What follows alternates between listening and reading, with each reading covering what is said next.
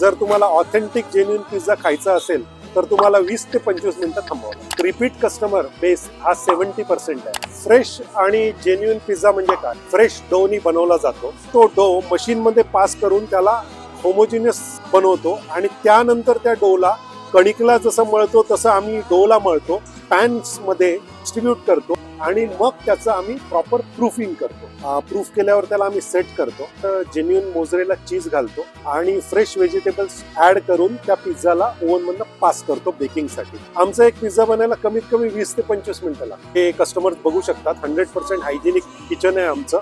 हे जर आपण बाहेरचं बघितलं क्लेम करा की 15-20 मिनिटात 15 मिनिटात तुमच्याकडे पिझ्झाच नाही. त्यांच्याकडे मोस्टली फ्रोझन डो बेस असतो किंवा फ्रोझन बेस असतो.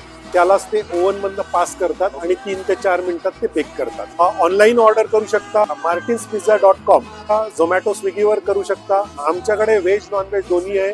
आमच्याकडे 25च्या वर व्हेरायटी आहे पिझ्झांची. प्लस आम्ही पास्ताज, बर्गर्स, रॅप्स, आमच्याकडे आजपर्यंत 25,000च्या वर कस्टमर्स येऊन गेले आहेत. Martins pizza, Aundh Baner, link road.